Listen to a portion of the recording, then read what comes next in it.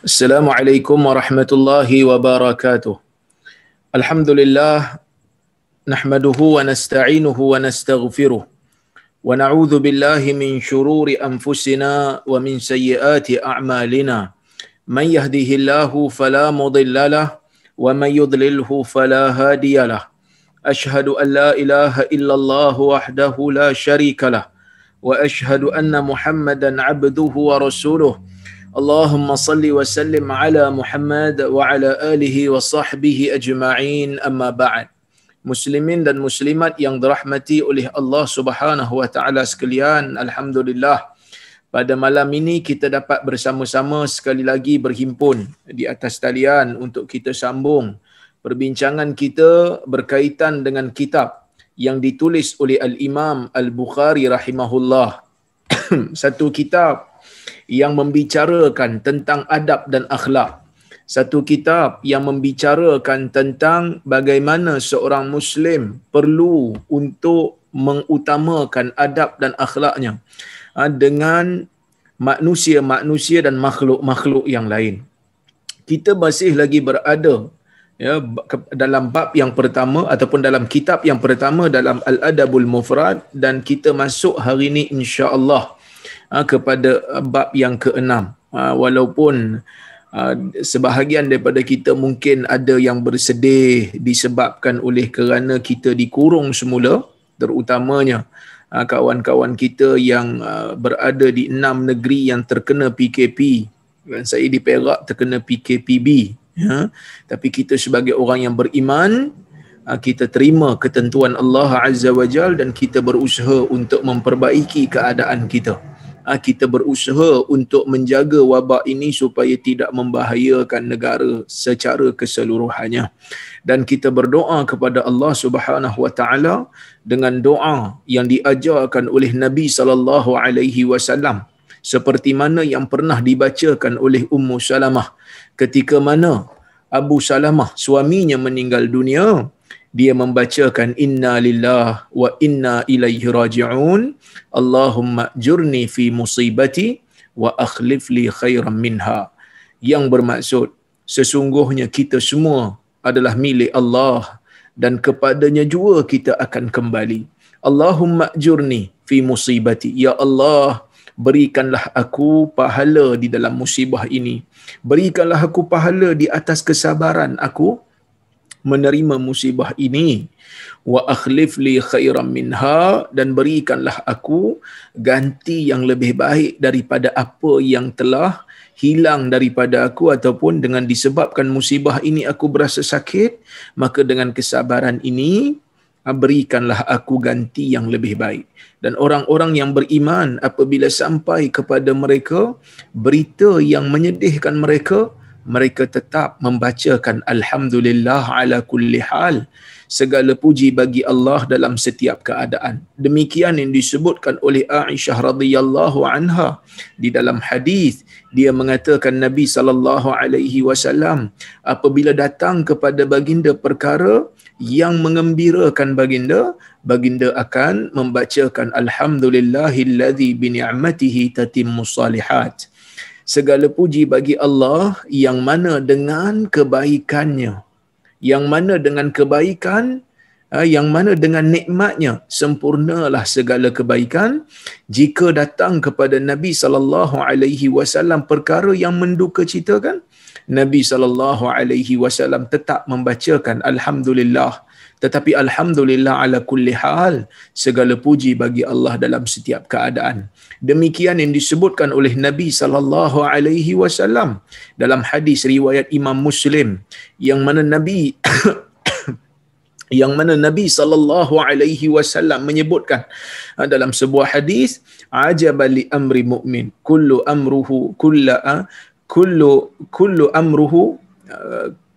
amrihi lahu khair la yakunu dhalika illa li mu'min, atau kama qala, yang mana Nabi sallallahu alaihi wasallam sebut ajaib urusan orang yang beriman ini, semua urusannya itu baik, wala yakunu dhalika illa lil mu'min, dan perkara yang semua baik ni tidak berlaku hanya pada urusan orang mukmin. In asabathu sarra syakar fahuwa khairul lah. Jika dia diberikan dengan kebaikan, maka dia akan bersyukur, itu baik untuk dia, kata Nabi.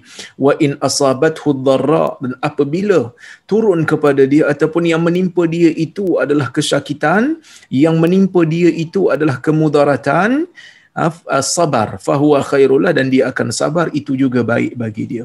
Jadi ia memberikan kita satu pengajaran bahawasanya manusia ini tidak ada daya dan tidak ada kuasa melainkan hanyalah mengharap kepada pertolongan Allah Azza wa Jal. Jadi dalam keadaan kita berada dalam PKP ni tuan-tuan, sambung semula dikurung di dalam rumah, tak boleh keluar, bagi 6 negeri tu, ada masa-masa terluang, kita berdoalah kepada Allah, banyakkan ibadah, doa kepada Allah, tadarruk, tunduk kepada Allah, dan mengharap kepada Allah agar Allah Subhanahu wa taala angkat wabak ini segera.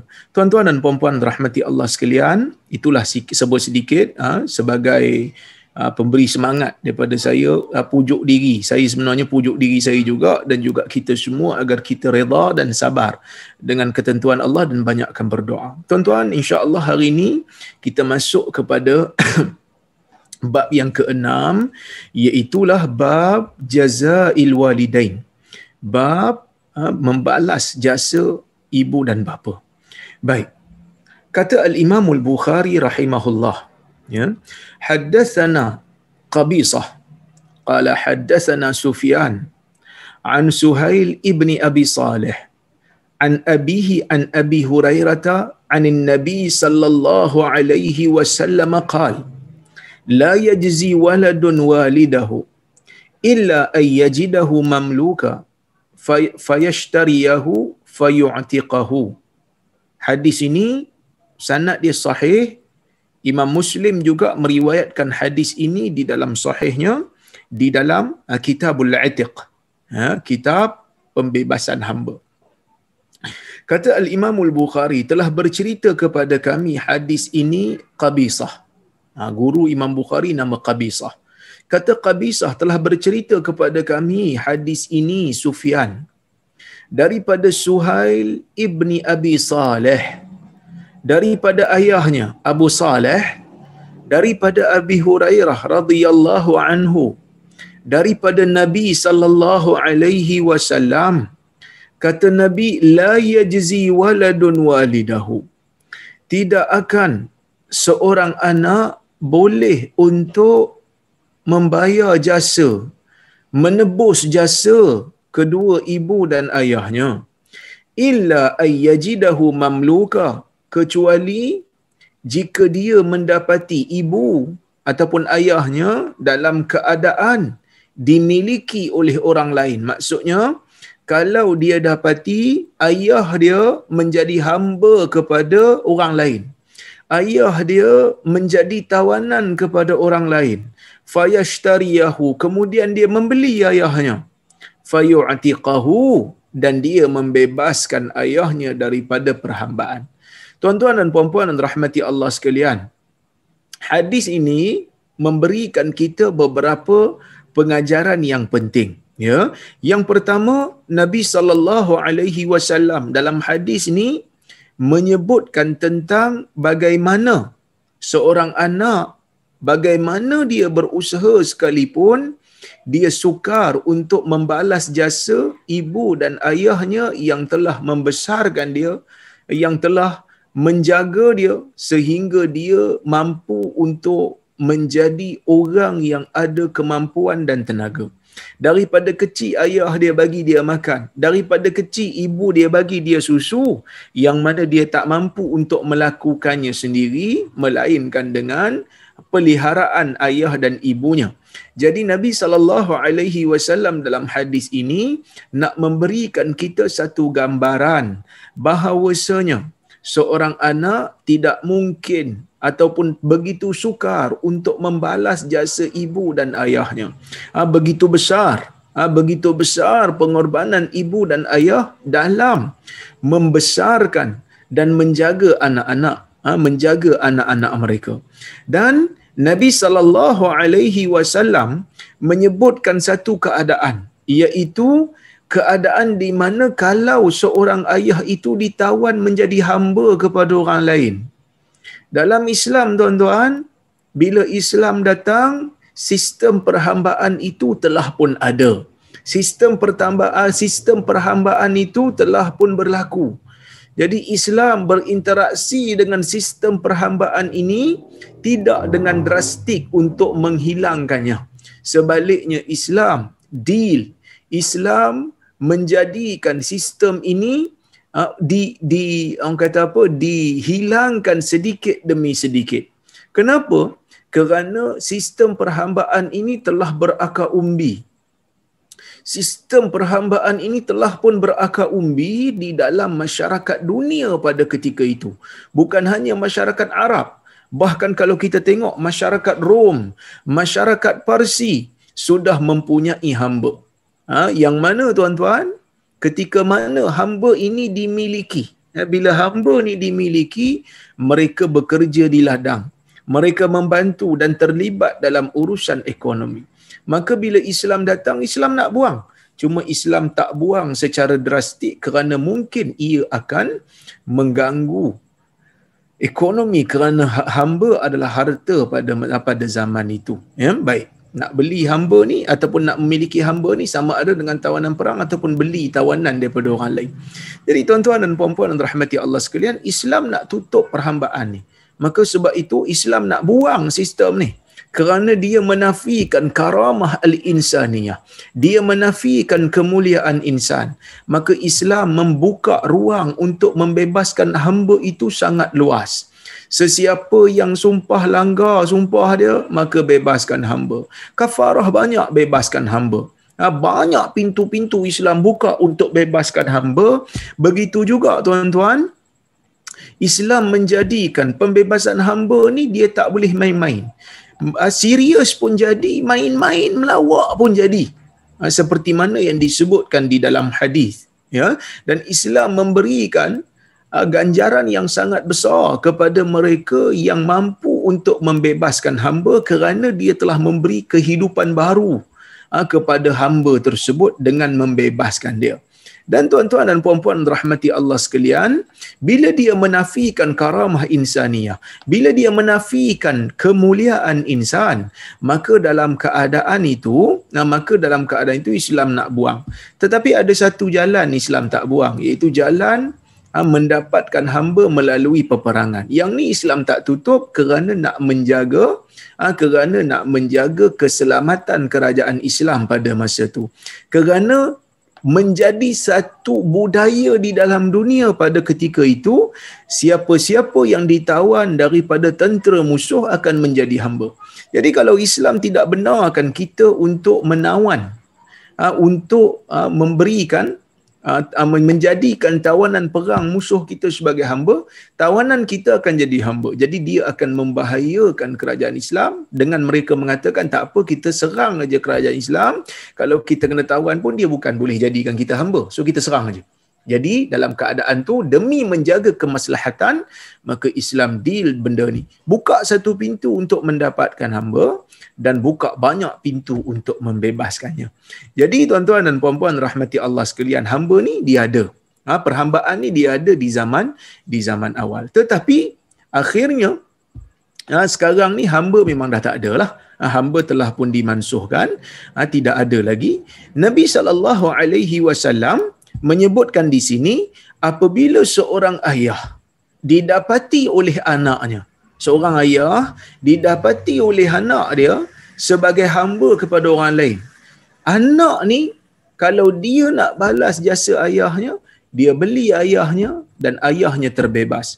Maka di sini seperti mana pengarang Rashul Barat syarah kepada Al-Adabul Mufrad, dia kata di antara pengajaran, pemahaman yang kita boleh ambil daripada hadis ni, dia kata syira'ul walidi wajibun 'alal walad al-mustati' hatta yu'taq. Membeli ayah yang menjadi hamba kepada orang lain merupakan satu kewajipan kepada anak yang ada kemampuan dari sudut harta. Kalau tak mampu tu lain ceritalah. Kalau dia mampu, dia wajib beli ayah dia untuk dibebaskan. Cuma di sana tuan-tuan, ulama berbeza pendapat tentang hukum. Kalau orang ni dia dapati ayah dia menjadi hamba orang, dia pun beli ayah dia. Ayah dia ni terbebas dengan sebab dia beli ataupun dia beli tu, ayah tu jadi hamba dia, kemudian dia kena bebaskan ayahnya dengan lafaz dia. Ke macam mana? Di sana ada dua pendapat dalam kalangan ulama. Sebab itu pengarang kitab ni dia kata apa? Sekejap tuan-tuan. Saya punya komputer ni wire-wire dah ganggu saya punya skrin. Okey. Dia kata dekat situ, dia kata al-itiq yahsulu bi mujarradil milk lil aqarib. Dia kata pembebasan itu berlaku ataupun terhasil dengan semata-mata berlakunya pemilikan.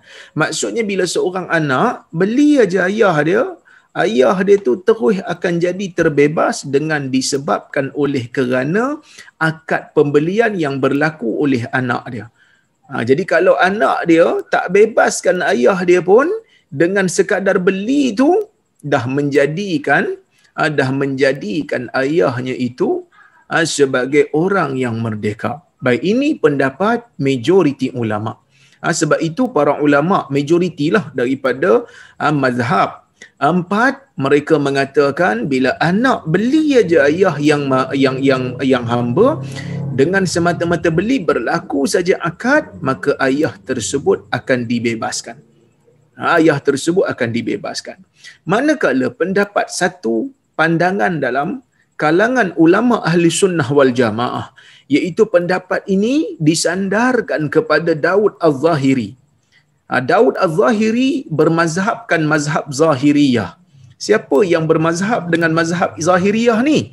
Daud ni di antara dia punya tokoh besar dia lah. Dan ada juga di kalangan tokoh besar Zahiri ni yang kita biasa dengar nama dia sebagai Ibnu Hazm ataupun Ibnu Hazmin. Ibnu Hazmin Al-Andalusi, pengarang kitab Al-Muhalla bil Athar. Mereka ini digelar dengan nama Az-Zahiri, bermazhabkan dengan mazhab Zahiriyah kerana mereka ini tidak berpegang dengan qiyas.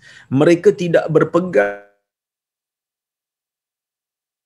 dengan pemahaman ayat dan nas. Sebaliknya mereka berpegang dengan zahir. Sebab itu kalau kita lihat kadang-kadang fatwa yang dinukilkan daripada mereka ataupun fatwa yang mereka berikan di dalam masalah-masalah agama, ada kalanya kita pun rasa lucu. Ada kala kita pun rasa lucu, seperti mana yang saya telah sebutkan dalam kuliah-kuliah yang lepas, bagaimana Ibnu Hazmin mengatakan bahawasanya Nabi SAW melarang seseorang daripada kita ini untuk mandi, untuk kencing di dalam air yang bertakung, kemudian mandi ataupun mengambil wuduk daripadanya. Ibnu Hazmin kata larangan ini hanya bagi orang yang kencing di dalam air yang bertakung. Tapi kalau dia kencing di luar, dia kencing di tebing, tapi air itu mengalir masuk dalam air yang bertakung, dia kata tak jadi masalah. Sebab dia kata Nabi larang kencing kat dalam, bukan kencing dekat tepi. Dia kencing kat tepi. Jadi ini merupakan di antara fatwa-fatwa yang ganjil daripada mereka-mereka yang berpegang dengan mazhab Zahiri. Tetapi mazhab ini ada pengikutlah zaman dulu, terkenal zaman dulu. Dan Syekh Yusuf Al-Qaradawi antara orang yang banyak mempopularkan pandangan-pandangan Zahiri ini. Saya pun ada kitab dia, Al-Muhalla bil Athar. Saya beli dan saya baca. Jadi bagi orang-orang yang nak mengambil pengetahuan terhadap mazhab ini, tidak menjadi salah untuk dia baca. Tapi itulah, dia tak pakai kias, dia tak pakai kias, maka kadang-kadang terlalu literal. Kadang-kadang terlalu literal sampai benda yang difahami secara tak orang kata apa, tak perlu fikir panjang pun mereka tak pegang, kerana mereka hanya berpegang kepada zahir nas. Kepada zahir nas. Sama macam Nabi SAW menyebutkan di dalam hadis kan. Nabi SAW menyebutkan di dalam hadis perempuan ni, anak dara ni tidak dinikahi, la tunkahul al-bikir, ya. La tunkahul bikir hatta tusta'zan.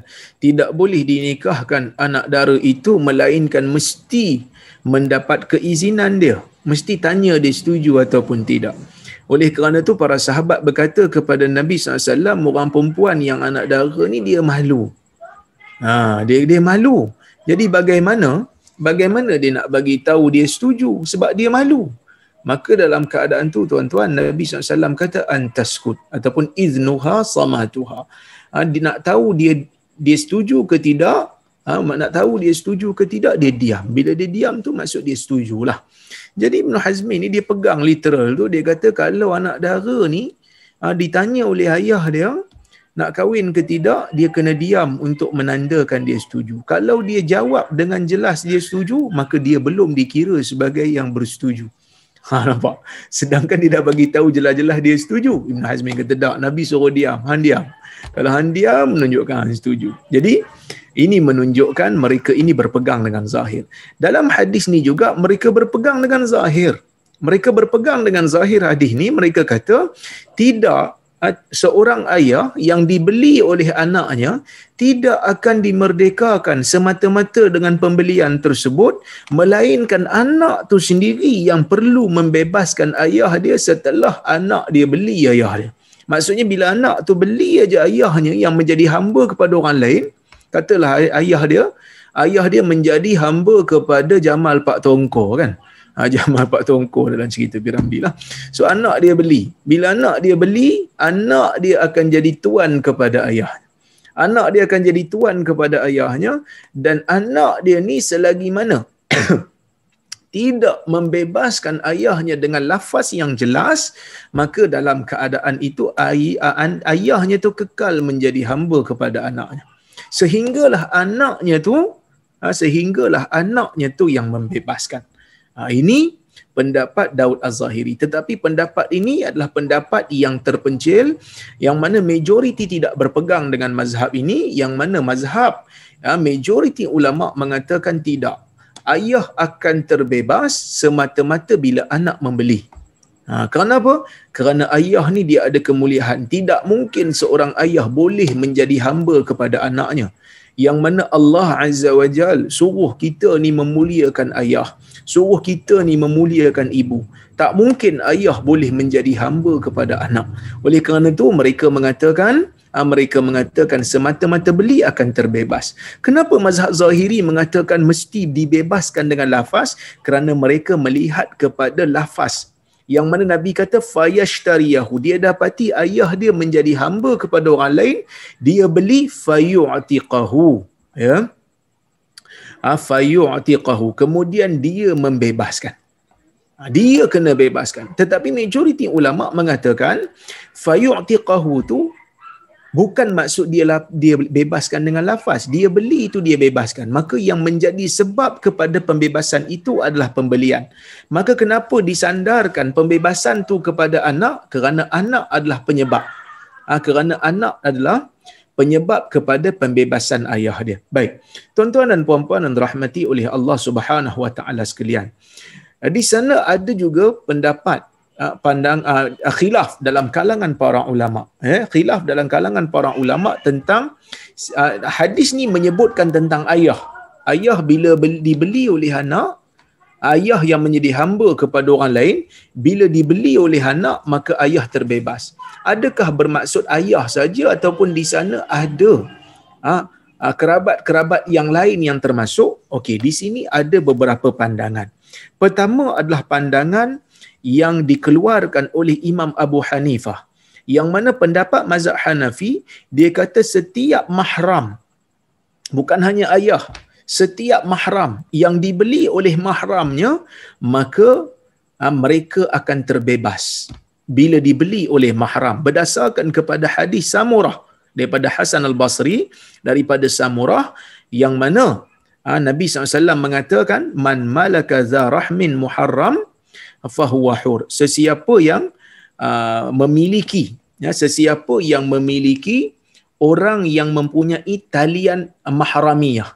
Sesiapa yang memiliki pertalian darah dari sudut haramnya berkahwin, maka dia akan bebas. Maka dia akan terbebas. Riwayat ini datang daripada Al-Hasanul Basri, daripada Samurah, daripada Nabi sallallahu alaihi wasallam. Tetapi tuan-tuan dan puan-puan yang dirahmati Allah sekalian, hadis ini tidak disepakati oleh para ulama tentang kesahihannya. Di sana ada kritikan oleh ulama-ulama hadis semisal Abu Daud. Di sana juga ada riwayat ataupun pandangan yang dinukilkan daripada Al-Imamul Bukhari yang mengatakan bahawasanya hadis ini merupakan hadis yang tidak sahih. Begitu juga Ali Ibnul Madini yang merupakan tokoh besar di dalam hadis, guru kepada Al-Imamul Bukhari, dia sendiri mengatakan bahawasanya hadis ini terdapat masalah dan sebenarnya ia bukan kalam Nabi, sebaliknya ia adalah kalam sahabat. Walau bagaimanapun, ada ulama-ulama yang menilai hadis ini sebagai sahih seperti Syekh Al-Albani. Tetapi pendapat-pendapat yang tepat, pendapat-pendapat yang tepat, ia adalah riwayat yang tidak sahih daripada Nabi sallallahu alaihi wasallam. Baik. Itu pendapat Hanafi lah. Di sana ada juga pendapat yang dinukilkan daripada Imam Malik. Yang mana dalam pandangan Imam Malik, dia kata bukan hanya ayah yang terbebas, dia kata. Di sana ada beberapa level. Ia ada 3 level. Kalau mereka terlibat, maka mereka akan terbebas apabila dibeli. Yang pertama, jika mereka itu ayah ataupun ibu dan ke atas. Maksudnya ayah, ibu, atuk, nenek dan ke atas. Kalau dibeli oleh anak ataupun cucu, maka mereka akan terbebas. Di sana juga dia kata level yang kedua, kalau yang dibeli itu adalah anak. Ayah tengok anak jadi hamba orang lain, jadi tawanan perang, ayah beli, anak terbebas, dia kata. Dan cucu dan seterusnya ke bawah. Masuk ke atas dan ke bawah. Begitu juga Imam Malik kata al-ukhuwah, iaitu ke tepi, adik-beradik. Adik-beradik sama ada seibu sebapa ataupun seibu ataupun sebapa. Selain daripada tu, kata Imam Malik, tak dapatlah. So Imam Malik disempitkan lagi. Manakala pendapat Al-Imam Syafi'i rahimahullah, dia mengatakan bahawasanya yang terbebas dengan pembelian ini, usul dan furu', iaitu yang atas dan yang bawah. Yang atas dan yang bawah. Kerana mereka mengkiaskan yang bawah, anak-anak, cucu dan keturunan semua sekali, kerana mereka kata ada sifat yang sama, iaitu keturunan yang sama. Manakala selain daripada itu tidak disebutkan di dalam dalil. Jadi ini benda yang disebutkan oleh para ulama. Okey? Baik, tapi nak bincang panjang-panjang pun bukannya ada zaman ni hamba lagi dah. Baik. Kemudian tuan-tuan dan puan-puan yang dirahmati Allah Subhanahu wa taala sekalian, kita tengok hadis yang berikutnya, ya. Hadis yang ke-11. Kata Al-Imam Al-Bukhari rahimahullah, haddatsana Adam, ya. Qala haddatsana Syu'bah. Qala haddatsana Sa'id bin Abi Burdah. Qala sami'tu abi yuhaddits annahu syahida ibn Umar wa rajulun yamani yatufu bil bait hamala ummuhu wara'a dhahri yaqul inni laha ba'iruha al mudhallal in uz'irat rikabuha lam uz'ar thumma qala ya ibn Umar aturani jazaituha qala la wala bi safratin wahidah. ثم طاف ابن عمر فأتى المقام فصلى ركعتين ثم قال يا ابن أبي موسى إن كل ركعتين تكفران ما أمامهما. Ya, hadis ini sanad dia adalah sanad yang sahih, ya, disahihkan oleh pengarang kitab Rasyul Barat ni. Baik. Maksudnya, telah bercerita kepada kami hadis ini Adam. Kata Imam Bukhari, telah bercerita kepada kami hadis ini Adam. Katanya telah bercerita kepada kami Syu'bah. Syu'bah kata, Syu'bah ni Syu'bah Ibn al-Hajjaj, seorang muhaddisin besar, seorang muhaddis besar daripada Iraq. Dia kata telah bercerita kepada kami Sa'id bin Abi Burdah daripada ayahnya. Ya, dia kata aku mendengar, Sa'id kata aku mendengar ayahku, itu Abu Burdah, mengatakan, bercerita kepada aku, sesungguhnya dia melihat Ibnu Umar, dia bersama dengan Ibnu Umar dalam keadaan seorang lelaki sedang bertawaf di Kaabah. Seorang lelaki, Ibnu Umar tengok seorang lelaki dia bertawaf di Kaabah, hamala ummahu wara'a dhahri. Dia mendukung ibunya di atas belakangnya. Sambil dia tawaf tu, sambil dia bawa ibu dia. Yaqul, sambil dia bawa tu, sambil dia baca syair, dia kata innilaha ba'iruha al-muzallal. Sesungguhnya aku ni bagi ibuku sama seperti unta bagi ibuku yang patuh, yang jinak. In ud'irat rikabuha lam ud'ar. Kalaulah kata tunggangan ibu aku yang lain ini kalaulah kata tunggangan ibu aku yang lain ni ada yang takut, aku sekali-kali tidak ada perasaan takut. Kemudian dia kata, dia dah bawa ibu dia ni sambil dia bersyair, sambil dia mengeluarkan perkataan yang menunjukkan dia ni memang taat dan tunduk dan patuh dan berani, tidak takut untuk mempertahankan ibunya, untuk menjaga ibunya. Maka dia kata, ya Ibnu Umar, wahai Ibnu Umar, dia tanyalah sahabat Nabi, aturani jazaituha, adakah dilihat, ya, adakah dilihat aku ni seperti aku telah membalas jasanya? Maksud dia nak tahu yang itulah, dia ni dah berbakti dengan ibu dia. Dalam keadaan dia tawaf, dia bawa ibu dia belakang dia. Kita tahulah bawa orang bila tawaf ni bukan satu benda yang mudah. Bawa budak kecil pun penat. Kerana tawaf ni 7 pusingan. Yang mana ia merupakan satu ibadat yang memerlukan kepada tenaga. Berpeluh jugalah kan. Jadi dia bawa ibu dia, sambil dia bawa, sambil disebut dia adalah anak yang taat, anak yang akan mempertahankan ibunya, anak yang tak takut pada sesiapa daripada makhluk. Maka dia tanya pada Ibnu Umar, adakah kamu melihat aku ni dalam keadaan telah membalas jasa ibu aku sebab aku duk dukung dia ni? Kata Ibnu Umar, la. Ibnu Umar kata, tidak. Wala bizafratin wahidah.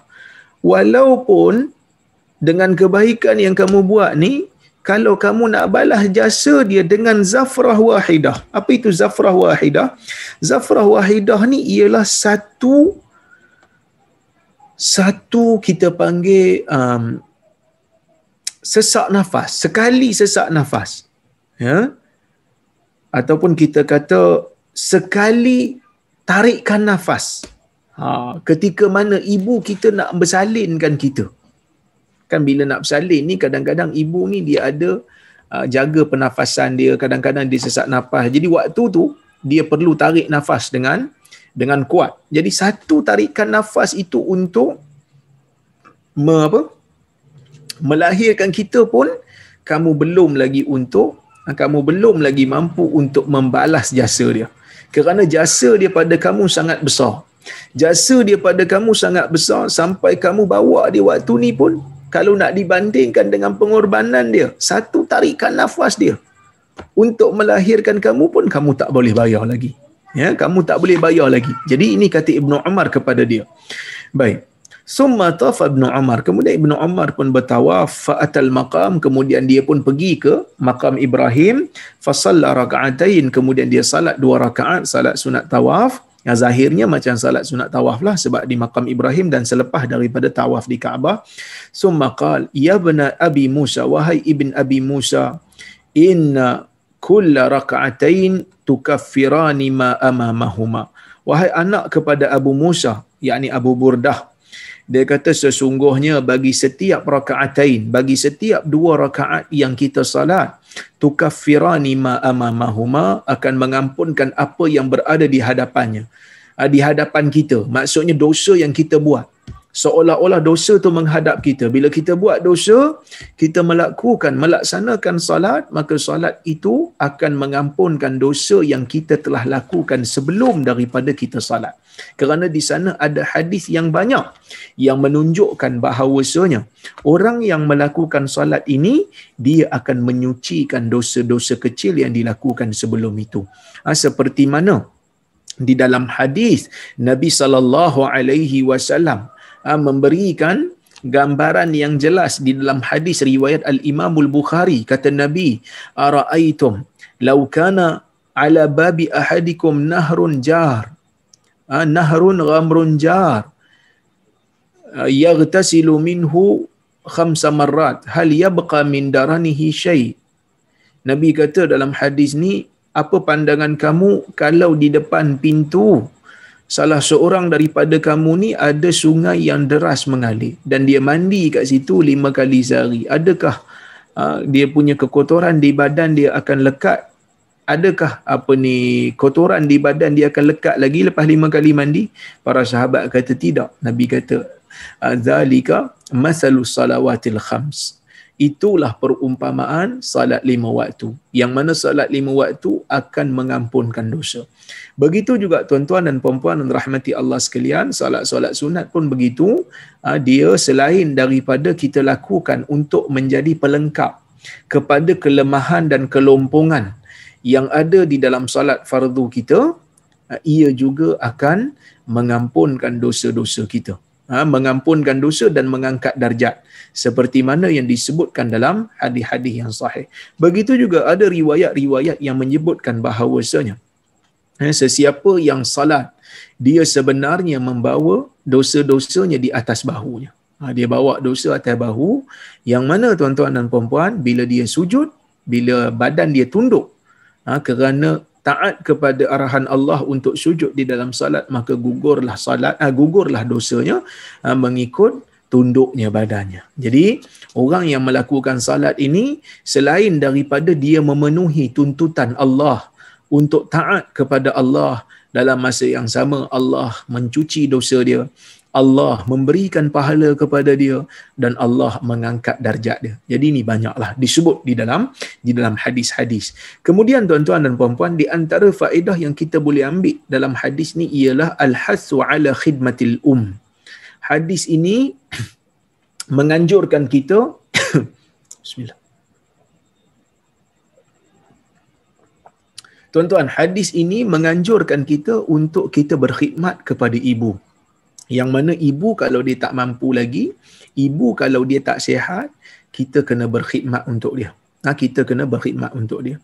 Jangan sekali-kali kita mengabaikan dia. Jangan sekali-kali kita biarkan dia dalam keadaan dia sedih disebabkan kita mengabaikan tanggungjawab kita pada dia. Yang kedua, izam haqqil walidaini 'alal aulad. Begitu besarnya hak ibu dan bapa ke atas anak-anak. Sampai Nabi kata kalau dia dukung bawa mak dia pun, kepenatan dia tidak boleh lagi untuk membalas jasa ibu walaupun hanya satu tarikan nafas ketika mana nak melahirkan dia. Besarnya pengorbanan ibu dan bapa ni kepada anak-anak sehingga tidak mampu untuk kita bayar pun. Yang ketiga, as-salah tukaffiru as-saghair minadz dzunub. Salat mengampunkan ataupun menggugurkan dosa-dosa kecil daripada dosa yang ada yang kita lakukan. Kita semua manusia yang mana kita ada salah dan silap. Kita ada dosa yang mana tak ada seorang pun dalam dunia ni selagi mana dia tak maksum pasti akan melakukan dosa. Jadi cara untuk mengampunkan dosa-dosa kecil kita ialah dengan kita melaksanakan salat. Salat fardu juga mengampunkan dosa, salat sunat juga mengampunkan dosa dan mengangkat darjat. Jadi kita buat. Jadi sebab itu Ibnu Umar disebut kepada Ibn Abi Musa, disebut kepada Abu Burdah, sesungguhnya salat akan mengampunkan dosa yang berada yang kita lakukan, yang kita lakukan sebelum daripada itu. Dan begitu juga dalam hadis ni menunjukkan pensyariatan tawaf sunat. Tawaf sunat dan salat sunat tawaf yang dikerjakan setelah selesai kita melakukan tawaf. Kerana Ibnu Umar dalam hadis ni tak disebut dia melakukan umrah, Jadi nampaknya macam dia tawaf sunat. Dalam hadis yang lain Nabi SAW menyebutkan, Nabi SAW sebut dalam hadis yang mana riwayat Imam Ahmad, Nabi kata, man tafa usbu'an yuhsihi wa salla raka'atain kana lahu ka'idli raqabah. Sesiapa yang tawaf 7 kali, kemudian dia salat 2 rakaat, dia seolah-olah mendapat pahala seperti mana dia membebaskan hamba. Dalam hadis yang lain, dalam riwayat yang sama, dalam lafaz yang sambungan, Nabi kata, ma wada'a rajul qadaman wala wada'aha illa kutibat lahu 10 hasanat wa hutta anhu 10 sayyiat wa rufi'a lahu 10 darajat. Hadis ni riwayat Imam Ahmad dengan sanad yang hasan. Dinilai hasan oleh Syuaib Al-Arnaud, guru saya, ya. Yang mana kata Nabi SAW, tidak ada seorang lelaki yang meletakkan kakinya ketika dia bermijak, ketika mana dia melangkah tu, setiap kali dia meletakkan kakinya untuk melangkah dan dia tidak mengangkat kakinya. Seorang lelaki tidak meletakkan kakinya untuk melangkah ketika tawaf dan tidak mengangkatnya ketika tawaf, melainkan kata Nabi, kutibat lahu 10 hasanat, akan ditulis baginya 10 kebaikan. Akan ditulis baginya 10 kebaikan setiap langkah. Wa hutta anhu 10 sayyiat, dan digugurkan daripadanya 10 keburukan. Dipadam daripada dia 10 dosa-dosa kecil dia. Wa rufi'a lahu 10 darajat, dan diangkat baginya 10 darjat. Maksudnya tuan-tuan dan puan-puan yang dirahmati Allah sekalian, kalau kita tengok pada hadis ni, di sana begitu banyak ganjaran yang Allah Subhanahu wa taala berikan kepada mereka yang mengerjakan tawaf. Jadi kalau kita ada dekat Masjidil Haram sekarang, tak boleh pergilah. Tapi kalaulah kata Allah Ta'ala angkat wabak ni nanti, insya-Allah kita doakan, katalah kita ada kesempatan untuk pergi, bila kita pergi umrah, selesai umrah, jangan kita lupa untuk kita melakukan tawaf sebanyak-banyaknya selagi mana kita mampu, tawaf sunat ni dan salat sunat tawaf, ya. Baik. Kita tengok hadis yang berikutnya. Kata Al-Imam Al-Bukhari, haddatsana Abdullah ibn Salih qala haddatsani Lais qala haddatsani Khalid ibn Yazid an Sa'id ibn Abi Hilal an Abi Hazim an Abi Murrah maula Aqil anna Abu Hurairah kana yastakhlifuhu Marwan wa kana yakunu bi Dhil Hulaifah fakanat ummuhu fi bait wa huwa fi akhar. قال فإذا أراد أن يخرج وقف على بابها فقال السلام عليك يا أمتاه ورحمة الله وبركاته فتقول وعليك السلام يا بني ورحمة الله وبركاته فيقول رحمك الله كما ربيتني صغيرة فتقول رحمك الله كما بررتني كبيرا ثم إذا أراد أن يدخل sana'a mislah. Hadis ni dia merupakan hadis yang mauquf. Hadis yang mauquf ni apa pula? Hadis ni tuan-tuan, dia ada berbagai kita panggil pembahagian. Kita tengoklah kita nak bahagi cara mana. Kalau kita nak bahagikan hadis melihat kepada status, maka hadis ni ada yang makbul, ada yang mardud. Makbul ni diterima, mardud ni ditolak. Makbul ada 2, ada sahih dan ada hasan. Mardud ni ada dhaif, dan ada palsu. Baik. Dhaif tu pun sebenarnya dalam maudhu' tu pun sebenarnya dalam kategori hadis dhaif juga, hadis dhaif juga. Ada dhaif ringan, ada dhaif berat dan ada palsu. Baik. Itu kalau kita nak tengok kepada status. Kalau kita nak tengok kepada bilangan perawi, hadis kita boleh bahagi kepada mutawatir kalau perawinya ramai. Sehingga akal kata mustahil mereka ni, mustahil pada adat mereka ni berpakat untuk berbohong. Ramai sangat. Tak mungkin mereka pakat untuk berbohong. Itu satu. Itu kalau kita nak tengok pada bilangan sanad lah, bilangan perawi. Ada hadis yang kita panggil sebagai hadis ahad. Hadis ahad ni, dia tak sampai kepada tahap mutawatir. di sana ada kebarangkalian. Sebab tu kita kena tengok dia punya sanad, nak tengok sahih ataupun tidak. Ini pembahagian mengikut bilangan. Ada pembahagian hadis mengikut kepada pada siapa riwayat tu disandarkan. Kalaulah kata hadis tu disandarkan kepada Allah, kalam Allah, maka hadis tu kita panggil sebagai hadis qudsi. Kalau hadis tu disandarkan kepada Nabi, iaitu kata-kata Nabi ataupun perbuatan Nabi, maka kita panggil hadis tu marfu'. Hadis marfu'. Hadis yang disandarkan kepada Nabi. Ada hadis yang disandarkan kepada sahabat yang kita panggil sebagai mauquf. Maksudnya kata-kata sahabat, perbuatan sahabat, bukan perbuatan Nabi, kita panggil dia mauquf. Ada hadis yang kita panggil maqtu', bila dia disandarkan kepada tabi'in, kata-kata tabi'in. Dia adalah kata-kata tabi'in umpamanya, yang ni maqtu'. Ya, baik. Tuan-tuan, riwayat yang kita bawa, iaitu riwayat Ibnu Umar tadi, dan juga riwayat yang saya bawa sekarang ni Ibnu Abbas, ya, ia adalah kedua-duanya riwayat yang mauquf. Riwayat yang mauquf. Jadi riwayat yang mauquf ni tuan-tuan dan puan-puan, dia disandarkan kepada sahabat. Riwayat yang mauquf yang disandarkan kepada sahabat, riwayat yang disandarkan kepada Nabi, riwayat yang disandarkan kepada Allah, ada yang sahih dan ada yang tidak sahih. Jadi sama juga. Bila dia disandarkan pada sahabat, tak bermakna semuanya sahih. Ada yang sahih, ada yang tak sahih. Tapi yang ni yang bertaraf hasan lah. Yang mana kata Imam Al-Bukhari rahimahullah, dia kata telah bercerita kepada kami guru kami Abdullah bin Saleh. Katanya telah bercerita kepada kami, telah bercerita kepada saya Al-Laits. Katanya telah bercerita kepada saya Khalid ibnu Yazid, daripada Sa'id bin Abi Hilal, daripada Abi Hazim, daripada Abi Murrah Maula Aqil. Sesungguhnya Abi Hurairah radhiyallahu anhu, dia Abu Hurairah ni pernah diminta oleh Marwan untuk menggantikan dia.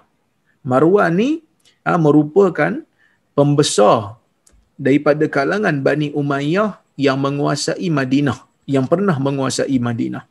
Yang mana dikatakan oleh para ulama hadis. Ulama hadis beza pendapat bila dia lahir. Ada yang kata dia lahir 2 tahun setelah hijrah. Ada yang kata dia lahir selepas daripada perang Khandaq. Ada juga yang kata dia lahir selepas daripada perang Uhud. Jadi ulama berbeza pendapat. Dia ni sahabat ke tidak? Tetapi ya, pandangan yang masyhur, dia ni bukan sahabat. Dia bukan sahabat, tetapi dia adalah pembesar. Di zaman Muawiyah dia menjadi pemerintah ataupun menjadi gubernur di Madinah, dan dia pernah menjadi khalifah ketika mana selepas daripada Muawiyah meninggal dunia. Ya, dan dia ni meninggal dunia pada tahun 65 Hijrah, tuan-tuan. Pada 5 Ramadan tahun 65 Hijrah. Baik. Bila dia menjadi pemerintah di Madinah, bila dia nak keluar daripada Madinah, dia akan minta kepada Abu Hurairah untuk menjadi pengganti dia. Untuk menjadi pangku jawatan dia, terutama dalam bab salat. Jadi Abu Hurairah pun ganti dia. Jadi bila Abu Hurairah ni diminta ganti oleh Marwan, Abu Hurairah ni duduk di Zulhulaifah, yang mana ibunya berada di satu rumah dan dia berada di rumah yang lain. Qala, kata anak murid Abu Murrah ni, dia kata, ya, bila Abu Hurairah nak keluar je, waqafa ala babiha. Bila Abu Hurairah nak keluar daripada rumah je, dia mesti akan pergi duduk di pintu rumah mak dia sambil dia membacakan salam kepada ibu dia dengan berkata, Assalamu alayki ya ummatah. Salam sejahtera ke atas kamu wahai ibuku.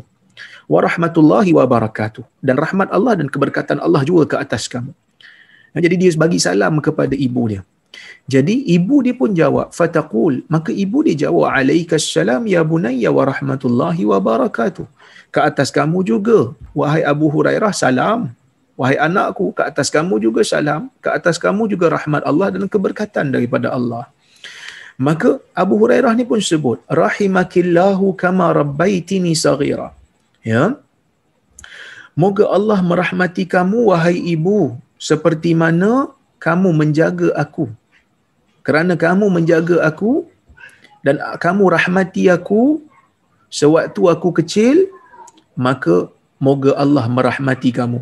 Semoga Allah merahmati kamu kerana kamu telah menjaga aku ketika kecil dengan baik. Fataqul, mak dia pun sebut, rahimakallahu kama barartani kabira. Dia kata, moga Allah juga merahmati kamu kerana kamu telah menjaga, melakukan kebaikan kepada aku ketika mana kamu telah menjadi dewasa. Ya, baik.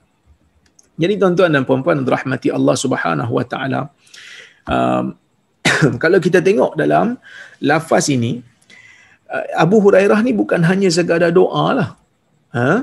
Abu Hurairah ni bukan hanya sekadar doa kepada ibu dia.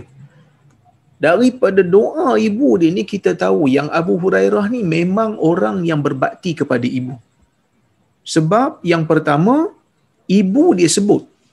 Ibu dia kata, moga Allah juga merahmati kamu seperti mana kamu melakukan kebaikan kepada aku bila mana kamu dah besar. Dan ibu dia sendiri secara suka hati, secara rela hati, ya, secara rela hati berdoa kepada Abu Hurairah dalam keadaan ibu dia sangat-sangat bersyukur ataupun sangat-sangat suka kepada Abu Hurairah punya perangai. Sebagai Abu Hurairah punya perangai. Jadi tuan-tuan dan puan-puan rahmati Allah sekalian, kata anak murid kepada Abu Hurairah ni, dia kata, summa idza arada ay yadkhul sana'a mislah. Dia kata kalau Abu Hurairah nak masuk dalam rumah dia pun, bila dia keluar pun buat macam ni, bila balik aja pun dia buat benda yang sama pada ibu dia, bagi salam sambil berdoa. Ibu dia pun akan balas. Jadi tuan-tuan dan puan-puan rahmati Allah sekalian, hadis ni ataupun riwayat ini bagi tahu kepada kita tentang beberapa perkara. Yang pertama, bagaimana para sahabat mengambil berat tentang bagaimana mereka nak menghormati ibu mereka dan bagaimana mereka ini nak berdoa kepada ibu mereka. Jadi dia tak rasa jemu untuk bagi salam kepada ibu dia, berdoa kebaikan kepada ibu dia, dan ibu dia pun tidak jemu untuk buat benda yang sama kerana anak dia tu merupakan anak yang sangat-sangat berbakti dan mentaati kepada dia. Ini kepentingan kita lah. Yang pertama, kepentingan untuk kita taat kepada ibu dan buat baik. Yang kedua, jangan sekali-kali lupa untuk kita berdoa kepada ibu kita dan ayah kita. Doa kita ni merupakan doa anak yang soleh kalau kita soleh, kan? Doa yang baik. Jadi sebab itu tuan-tuan, jangan lupa benda ni. Doa dan juga berbakti. Kemudian yang kedua, al-hirsu ala tarbiyatil aulad fi sighar ta'udu bin naf'i wal birri wal khairi ala al walidaini fil kibar. Yang bermaksud hadis ni juga ataupun riwayat daripada Abu Hurairah ni juga secara tidak langsung menganjurkan kepada ibu bapa supaya mendidik anak-anak ketika kecil, yang mana manfaatnya tu akan kembali kepada mereka, kebaikan akan kembali kepada mereka apabila mereka telah tua. Apabila anak-anak dah besar, bila mereka telah tua, mereka akan lihat hasil yang baik. Jadi sebab itu anak-anak ni dia merupakan di antara hasil kita. Sebab itu Nabi SAW sebut dalam hadis. Nabi kata anak Adam ni bila dia mati, iza mata ibnu Adam inqata amaluhu min salah. Apabila anak Adam tu mati, maka terputus amalannya daripada 3 perkara, melainkan daripada 3 perkara. Apa di antara yang 3 tu? Waladin salih yad'ulah. Anak salih yang mendoakan dia. Kenapa Nabi kata doa anak salih tu daripada amalan kita? Kerana kita yang mencorakkan dia, kita yang mendidikkan dia. Kalau kita didik dia dengan cara yang tak baik, maka kita tidak akan mendapat apa-apa manfaat yang akan kembali kepada kita. Tetapi kalau kita dapat memberikan didikan yang baik, kita dapat memberikan didikan yang menjadikan anak kita saleh, maka dalam keadaan tu kita akan dapat hasil yang baik seperti mana Abu Hurairah ni. Baik, tuan-tuan dan puan-puan rahmati Allah sekalian, yang ketiga, hadis ini ataupun riwayat ini membuktikan kepada kita tentang subutul istikhlaf fi halati ghiyabil khalifah. Dibenarkan untuk seseorang pemimpin untuk memberikan ganti ataupun melantik pemangku bila dia tak ada. Sebenarnya benda ni tak payah sebut lah. Sebenarnya benda ni memang diamalkan, di jabatan kerajaan pun diamalkan. Mana-mana jabatan kerajaan, kalau bos tak ada untuk beberapa tempoh yang lama, maka akan ada orang yang akan menanggung tugas ataupun memangku tugas. Yang mana benda ni bukan hanya berada di zaman moden ataupun dilaksanakan di zaman moden, ia juga diamalkan di dalam sejarah Islam lama dulu. Di dalam sejarah Islam ribuan tahun dulu. Nak membuktikan kepada kita bahawasanya dalam urusan pentadbiran ni, Islam juga ada sistem ataupun orang kata apa, susunan yang sangat sistematik. Susunan yang sangat sistematik. Baik. Tuan-tuan dan puan-puan rahmati Allah sekalian, saya kira cukuplah sekadar itu untuk malam ini. Saya pun suara agak kurang baik sikit hari ini.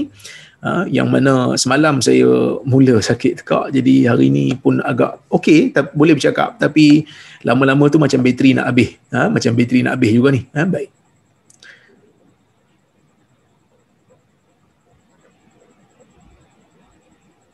Okey. Saya tengok kalau ada soalan ya.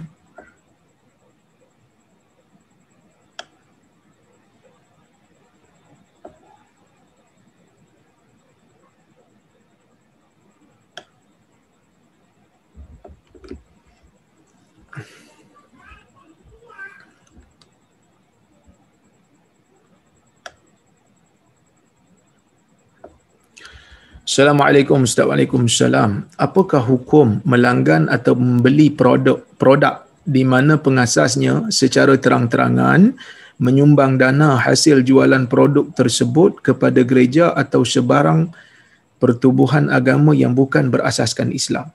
Kalau kita tak tahu, tuan-tuan, yang pertama sekali kita kena tahu ya, dalam urusan muamalat, al-aslu fil asya' al-ibahah. Itu kaedah. Hukum asal bagi sesebuah perkara yang urusan dunia ni, yang bukan ibadah, hukum asalnya adalah diharuskan. Selagi mana tidak datang perkara yang mengharamkan ataupun tak ada unsur yang haram, maka ia kekal halal. Itu perkara dunia lah. Urusan jual beli asalnya halal sehingga dibuktikan sebaliknya. Jadi kalau kita berurus niaga dengan satu orang, kita tak tahu pun dia ni nak menyumbang ke mana duit dia, dan dia pun tak bagi tahu kita, maka dalam keadaan itu kita tak dipertanggungjawabkan. Kita tak dilarang atas benda yang kita tak tahu. Sebaliknya, kalau dia memang menjelaskan secara terang-terangan bahawasanya dia ni organisasi dia, yayasan dia memang akan membantu kepada penyebaran dakwah kufur di tempat-tempat di dalam dunia ni, yang mana keuntungan tu dia ambil daripada usaha kita, maka dalam keadaan ini dia kembali kepada firman Allah Subhanahu wa taala, wa ta'awanu 'alal birri wat taqwa wa la ta'awanu 'alal itsmi wal 'udwan, yang bermaksud bertolong-tolonglah kamu dalam perkara kebaikan dan takwa, dan janganlah kamu bertolong-tolong dalam perkara dosa dan juga perkara permusuhan. Jadi kekufuran ini merupakan dosa.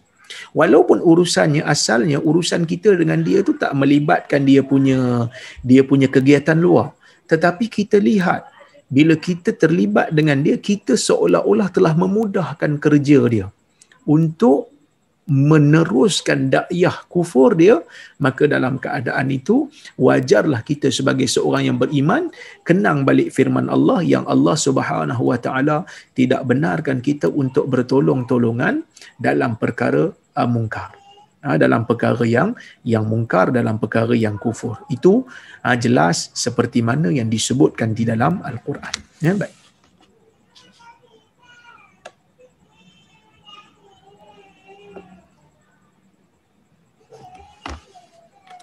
Assalamualaikum Doktor. Waalaikumsalam. Bolehkah saya hanya berdoa untuk seseorang untuk berubah hanya dalam hati saya, sebab risau boleh mengancam keselamatan saya ataupun keluarga? Contoh, sebab orang tu panas baran. Adakah saya dikira berdosa sebab tak tegur maksiat orang itu? Sebelum ni saya dah tegur banyak kali. Tuan-tuan dan puan-puan rahmati Allah sekalian, Kerja amar ma'ruf nahi mungkar ini merupakan kewajipan yang para ulama sebutkan sebagai fardu kifayah. Ini disepakatilah. Tetapi di sana boleh jadi fardu ain kalau kita aja yang ada di situ ataupun kita aja yang mampu untuk menegur dia. Tetapi kalau seseorang itu berada dalam situasi dia takut ancaman kepada nyawa dia ataupun mana-mana anggota badan dia dipukul dan seumpamanya, maka dalam keadaan itu dia dibenarkan untuk tidak redha dengan jiwa. Ini disebut oleh para ulama, ya, yang mana Nabi SAW meletakkan tanggungjawab untuk mengingkari perbuatan mungkar, ya, mengingkari perbuatan mungkar ataupun membantah ataupun mencegah perkara mungkar, ia ada tingkatan dia. Nabi kata man ra'a minkum munkara, sesiapa yang nampak daripada kalangan kamu ni, siapa yang nampak kemungkaran di depan mata dia, dia lihat kemungkaran tersebut, falyughayyirhu biyadi, hendaklah dia mencegahnya dengan tenaga yang dia ada, dengan kuasa kalau dia ada kuasa ataupun dengan tenaga kalau dia ada. Fa illam yastati fa bilisani, kalau dia tak mampu maka hendaklah dengan lidah dia pergi tegur. Kalau tak mampu fa biqalbi, dengan jiwanya, wadzalika adhaful iman, itulah selemah-lemah iman. Jadi kalau dia tak mampu, dia takut sesuatu berlaku kepada anggota dia, dipukul, dia dibunuh, dia dicederakan, yang mana dia tak mampu tanggung, maka dia ni diberikan keuzuran untuk tak redha dengan hati. Tapi doa tak jadi salah. Doa ni sangat-sangat baik. Sambil kita benci perbuatan mungkar yang dia buat, sambil tu kita berdoa kepada Allah supaya Allah memberikan hidayah kepada dia. Itu tidak menjadi satu kesalahan, bahkan ia merupakan satu perkara yang baik, yang mana dalam hadis riwayat Muslim, Nabi SAW menyebutkan di dalam hadis yang mana seorang Muslim apabila dia mendoakan Muslim yang lain bizahril ghaib, ya, bizahril ghaib, dalam keadaan orang Muslim tu tak tahu pun, ya, yang mana dia kata wahai Tuhan, ya, wahai Tuhan, ampunkan dia, apa saja benda baik yang didoakan untuk saudara Muslim dia bizahril ghaib, dalam keadaan saudara Muslim dia tak tahu, maka dalam keadaan tu malaikat akan aminkan untuk dia juga. Untuk dia juga. Tapi kalau dia takut, bukan disebabkan dia takut dipukul, dia takut sakit pada anggota dia, bahaya pada anggota, dia cuma takut, dia cuma tak tahan dengan makian dan cacian. Kalau makian dan cacian tu, para ulama menyebutkan itu bukan satu uzur untuk dia meninggalkan teguran. Kecuali kalau dia dah tegur dan dia percaya, dia yakin teguran itu tidak memberikan apa-apa manfaat. Setelah dia tegur kali pertama, tegur kali kedua, tegur kali ketiga dan seumpamanya, tengok memang tak berubah, memang dia pun yakin dan percaya tak berubah, maka dalam keadaan tu ada khilaf dalam kalangan ulama tentang hukum, adakah wajib lagi dia menegur. Al-Aiz bin Abdul Salam ada huraikan benda ni, dan dia mengatakan bahawasanya kalau dia percaya dan yakin tak mampu berubah lagi, maka dalam keadaan tu hanya sunat saja untuk menegur. Kalau dia tinggalkan, dia tidak menjadi, tinggalkan teguran, dia tidak dipertanggungjawabkan lagi. Itu pendapat yang dipegang oleh sebahagian ulama. Tetapi sebahagian ulama yang lain kata tak, tetap juga, kerana mereka kata tanggungjawab ni bukan untuk dia berubah, tapi tanggungjawab tu Allah bagi kat kita. Kerana urusan dia nak berubah ke tidak bukan tanggungjawab kita. Walaupun pendapat majoriti ni ada kekuatannya, tetapi kalau kita memang dah tak mampu, dah penat dah, maka kita boleh bertaklid kepada pendapat yang minoriti tadi, minoriti ulama tadi. Wallahu a'lam. Baik.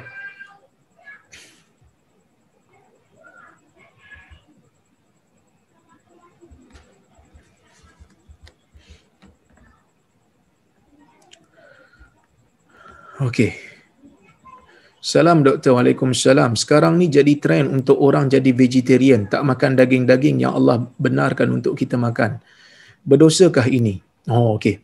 Ini satu soalan yang baik, ya. Satu soalan yang baik yang mana memang ada dalam masyarakat kita ni orang nak jadi vegetarian. Pertama sekali saya nak sebutkan bahawasanya Allah Subhanahu Wa Taala menghalal dan mengharamkan beberapa perkara yang menjadi makanan bagi manusia.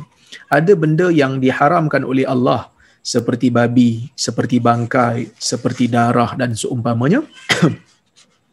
Ada benda yang Allah Ta'ala halalkan seperti daging yang disembelih, seperti telur, seperti sayur-sayuran, buah-buahan dan seumpamanya. Allah Subhanahu Wa Ta'ala menyebutkan di dalam Al-Quran, ya ayyuhalladzina amanu la tuharrimu tayyibati ma ahallallah lakum. Wahai orang-orang yang beriman, kamu jangan mengharamkan perkara baik yang Allah halalkan bagi kamu. Begitu juga Allah menyatakan di dalam Al-Quran, qul man harrama zinatallahi allati akhraja li'ibadihi wat-tayyibati minar rizq. Katakan, siapa yang mengharamkan perhiasan Allah yang Allah keluarkan untuk hamba-Nya dan benda-benda baik yang Allah Ta'ala berikan kepada hamba-Nya daripada rezeki-rezeki yang baik. Jadi, tuan-tuan dan puan-puan rahmati Allah sekalian, Allah menjadikan benda-benda yang baik, daging, sama ada daging lembu, daging kerbau yang disembelih yang bagus untuk orang beriman, benda ni halal untuk orang beriman untuk makan. Bahkan Allah menjadikan gigi kita ni ada taring, supaya kita ni dapat makan daging lah. Kerana kalau makan sayur dan buah-buahan tak perlu kepada taring. Jadi Allah menjadikan manusia ni boleh untuk makan daging. Tetapi kalau dia memilih untuk menjadi vegetarian dengan dia merasakan dia tak suka makan daging, diri dia tak suka, dia kata aku tak gemar makan. Sebab apa? Sebab dia kata entah bila makan rasa tak selera. Maka dalam keadaan tu tak salah. Yang menjadi salah bila mana dia percaya bahawasanya tak boleh makan daging, tak boleh makan ikan, tak boleh makan ayam. Bahkan kalau dia rasa benda ni adalah kezaliman kepada haiwan, ini bermasalah kerana ia dihalalkan oleh Allah di dalam Al-Quran dengan nas Al-Quran. Itu pertama. Yang kedua, kalau dia percaya menjadi vegetarian pahala lebih berbanding tak vegetarian, dia kata jadi vegetarian lah bagus, pahala banyak, maka itu juga menjadi masalah. Sedangkan kalau kita tengok dalam hadis Nabi SAW makan buah tamar, Nabi SAW makan buah-buahan, begitu juga Nabi SAW makan juga daging. Ya, jadi dalam selain daripada dua keadaan ni, selain daripada dia percaya, kalau katalah dia percaya makan daging haram, makan daging ni tak betul, makan daging ni zalim, maka bermasalah. Yang ni bermasalah dari sudut akidah dia kerana dia mengatakan haram sesuatu yang halal dalam nas. Begitu juga apabila dia percaya ada pahala lebih menjadi vegetarian, ini pun merupakan perkara yang salah dari sudut agama kerana Nabi SAW makan benda yang disembelih oleh para sahabat. Ya. Kalau dia tak suka saja, dia tak suka seperti mana Nabi tak suka bila diberikan kepada Nabi daging dhab, Nabi tak suka. Dia tak suka, dia tak selera, maka itu tidak menjadi masalah. Jadi saya kira cukuplah sekadar tu untuk malam ini. InsyaAllah jika ada kesempatan yang lain kita bertemu lagi. Saya mohon kemaafan jika ada terkasar bahasa, tersilap kata. Kalau ada mana-mana soalan yang saya terlepas pandang, saya minta maaf. Aqulu qawli hadza wa astaghfirullahal azim li wa lakum. Wassalamualaikum warahmatullahi wabarakatuh. Terima kasih kepada Kak Jini dan Datuk Azmi. Terima kasih kepada Global Ihsan atas penganjuran pada malam ini. Wallahu a'lam.